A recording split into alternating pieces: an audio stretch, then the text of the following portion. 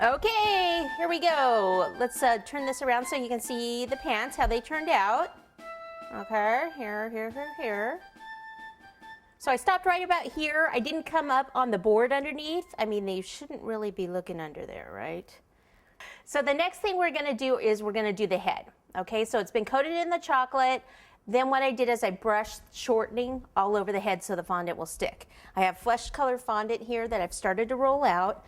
I don't want this one to be too thin because as you can see, that's bumpy. If you put a second coat of chocolate on that, you can get that to be much more smooth than it is there. Okay, so we just roll out probably to about there. All right, hopefully we'll get this in the first shot.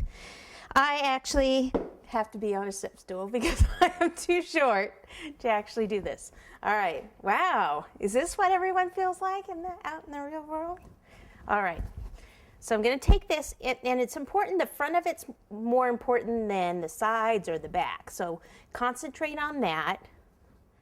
He's gonna have hair in the other places, so first I just kind of plop it on there, okay? Then what we'll do is we'll just open up the folds and kind of bring those down. So right here in the front, open this up, bring this down like that, open it up, and just continue. So here, don't push too hard. Remember what I said, because if it's a little lumpy, the harder you push on that, you're gonna see more of those lumps. When we get a little further down here, we can trim some of this, which actually I think we can do about now. So I like to use the knife tool. You can use scissors, and we're going to cut right about in here, and that'll allow for us to tuck it in just a little bit. Okay, pull this aside, and I'll have to get if the buttercream on there is okay, but I see there's some cake crumbs, so I'll need to get that out if I want to reuse that. Okay, and then just tuck this in. He's going to have a bow tie, and he's going to have his collar, so you don't have to worry too much. I mean, get it as nicely as you can. And then the back here, see, it's not, let me turn it so you can see. Okay, so it's not going to cover that whole back, and don't worry because he's going to have hair, right? So actually, I can just trim this off because all I'm doing is wasting fondant, right? Right. Okay, I want to make sure I get the side though there pretty well. So right about here at the neck, cut here, and then I can just bring this around, just kind of smooth that on just to secure it. And don't even waste your time smoothing that because you're just going to cover it up.